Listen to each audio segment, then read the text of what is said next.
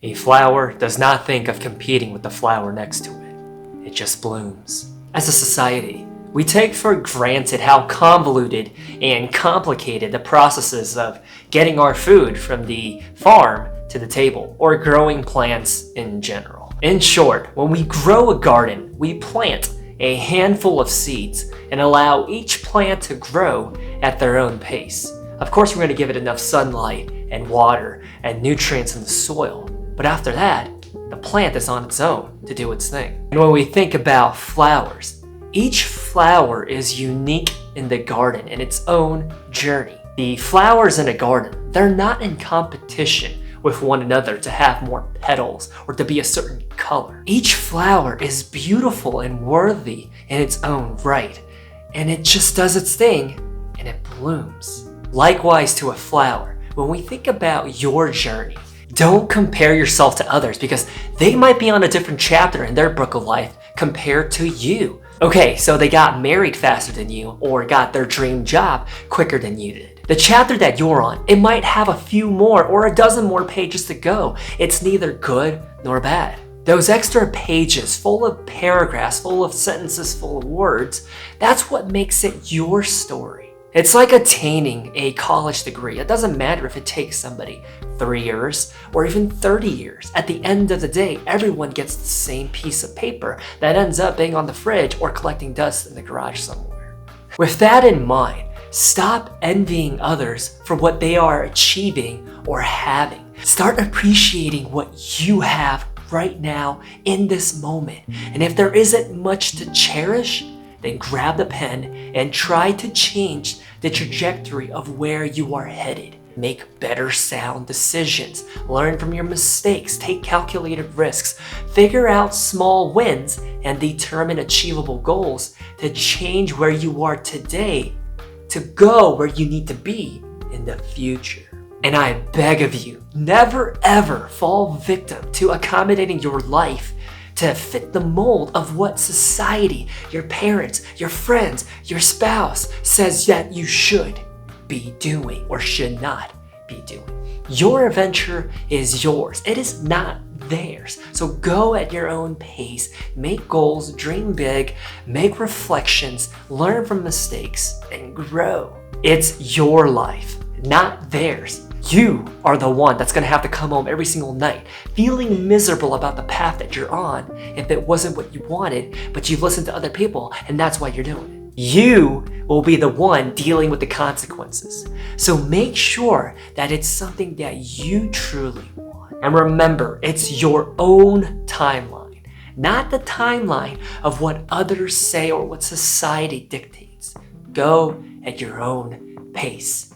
Your path is inevitably going to have some detours and some U-turns and some obstacles along the way, and that's fine because I truly believe that the joy is in the journey itself. The lessons that you learn, the friendships that you make, the impact, regardless of how big or small it is, that you make. Please don't make the mistake of just savoring the destination. Say, I'll be happy when, ... fill in the blank. That's not a good recipe to live your life no matter what. I think it's a little better to see the peace and small celebrations in the day to day. It's funny I even feel this way because growing up, I was a chronic comparison crook. I always compared what I had to others as a benchmark, and it was the worst. As a result, I never felt satisfied or happy with what I had, whether that was materialistic possessions or relationships. For instance, I was introduced to the world of bodybuilding and weight training when I was a sophomore in high school.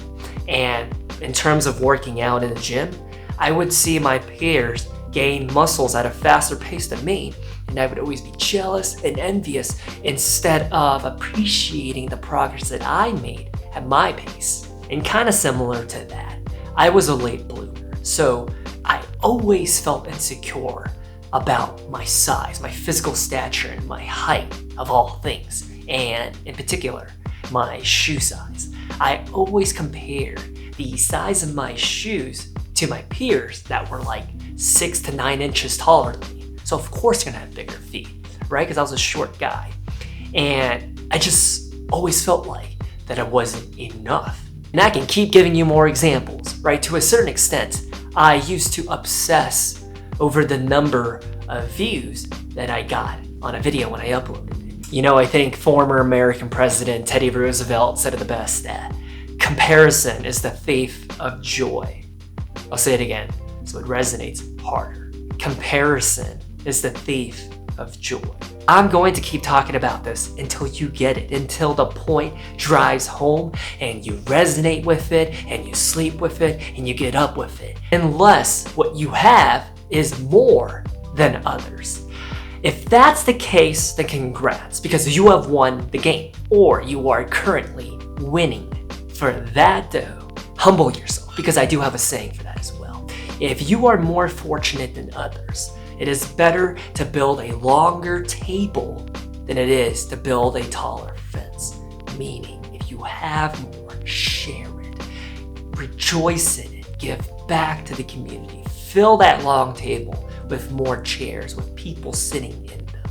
Don't build bigger fences to hoard it all, to say, this is only for me. But I reckon, even if you have more than enough, you can probably get into this rabbit hole of comparing yourself to someone who has even more than you. So you think you're wealthy and well off, right? Well, if you hop on to TikTok, you'll see a billionaire teenager that makes millions by the upload. You still feel like you're sufficient, right? This cycle is never ending and it goes on and on and on. Have you ever heard of the phrase, you don't know what you got until it's gone?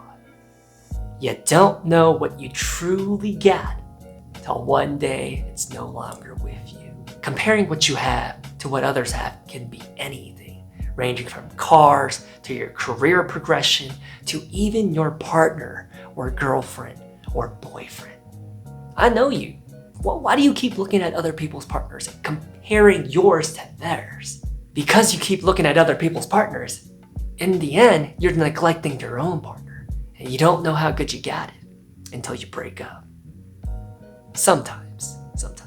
So where do we go from here? Number one, make an inventory of reasons as to why you feel unsatisfied and why you feel that way.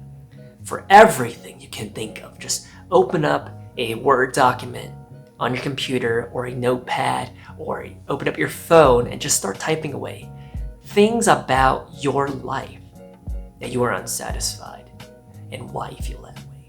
Number two, do an assessment of each line item and whether or not it warrants a change, or if it is fueled by a superficial variable. Are you unsatisfied because inevitably you feel that way because you've been comparing yourself to what other people have? Or is this something that's justifiable? And number three, gather data points on aspects of your life that you are grateful for.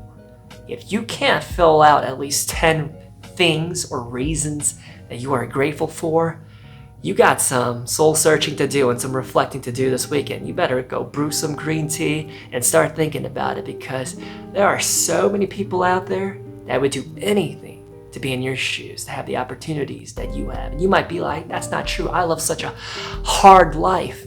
Oh, really? Let's think about some of the unfortunate people that are born in a society or a civilization or a culture where they don't even have freedom, where they don't even have basic rights. Okay? This can go on and on and on, the comparison game, in the wrong way. Every single one of us has something or a reason to be thankful and grateful for. Maybe it's your ability to sing, or how you're above average when it comes to listening, or your artistic ability, or the way that you can make other people laugh easily without even trying. There's many different reasons. But if you find yourself only complaining, then that's what's going to gravitate towards your core, and that's all you're going to ever know of how bad it is here, why it's so hot, and first world problems will just be plaguing you. But if you were to just take a seat back and look at it from a bird's eye angle, you would truly understand how fortunate you are. So why? Why bother doing any of this? Sometimes all of this frustration and disappointment that we feel, right? we bring it onto ourselves because it stemmed from a lack of perspective. Sometimes we feel like our problems are going to be the end of the world. And more often than not, it's not, right? Life goes on and you learn from them and you grow from them. I would highly suggest and even recommend for you to donate some of your time to volunteering in your local community. If you can only find bad things in your life and negativity and reasons to complain, but you can't find a single thing to be grateful for, this is for you, okay? Find a nonprofit on Yelp, right? Yelp is a search engine specifically for looking up things in your community. Sign up and help out. Maybe it's gonna be a soup kitchen where you can help make meals for the homeless. Maybe it's helping out at the orphanage and donating some of your time and wisdom and companionship to those that are less fortunate, or even at a nursery home, right? The list can go on and on. Give back to some people to gain some perspective yourself. Regardless, I feel like the little you would be proud of who you are today, not because of what you have or lack, but because of what you went through and overcame in your lifetime thus far. Because little you did not think that you were going to be able to survive that catastrophic event. But here you are today, as a survivor, as a strong person that radiates hope and restoration and mental resiliency and perseverance to those around you. You're practically a hero to the younger you. So I encourage you to feel fulfilled with what you have, because everything else is just the cherry on top. The logo on your shirt, the brand of your phone, or the career that you're in. But on the other side of things, it's completely okay to not be where you want to be today, because I know you. You're striving to get to where you need to in the future. So where you are right now, it does not have to be the final destination. As long as you're continuously improving and striving for a better day or for something else. What you have works just fine. Unless your phone screen is cracked from dropping it on the sidewalk as a result of taking your dog out on a walk late at night and it slipped out of your pocket and then smashed. I digress. You have an arsenal of accomplishments of what you have overcame, defeated, and are victorious over, right? Childhood divorce, breakups, financial struggles, rejections, sicknesses, illnesses, etc. At the end of the day, you are in competition with only yourself. Don't look left and right with full conviction, saying like, but they're doing this, but they have that. Focus on your own lane and what's ahead of you. Just remember that you are a worthy opponent, but an even better ally. So you're competing against yourself, but you're also your biggest cheerleader, your biggest supporter, because at 4 a.m. in the morning, when you're crying your eyes out and you're on your floor and you're frustrated and you're devastated, only you can pick yourself back up. Only you can encourage yourself. So we also have to learn to be our own supporter, our lover, our cheerleader, as well as our own biggest adversary. Saying, I want to be better than who I used to be. I want to treat people better than how I used to. Continuous improvement. Be satisfied with what you have and who you are, but make it a mission to be a little better. Because life, from my immature understanding, is not about growing stagnant and stopping, but rather it's the full pursuit of discovery, of trying to break the barriers that you have set for yourself. I can't do that. I can't run a mile. I can't do 5 pull-ups, and breaking through those. You know yourself better than anyone else in this world. You know what you are capable of. Have some perspective of everything that you've overcome. Be grateful for the little things. You are enough. You are worthy. You have enough. And what you have is worthy. And in response to my previous video, I want to share a quote from Marcus Aurelius. Waste no more time arguing about what a good person should be. Be one. With that, I will talk to you next time. Hey everyone, thanks so much for taking the time to watch this video. I hope you enjoyed it, and I will talk to you very soon. Don't forget to click like if you liked it. Okay, see ya. Bye-bye, yeah! You did!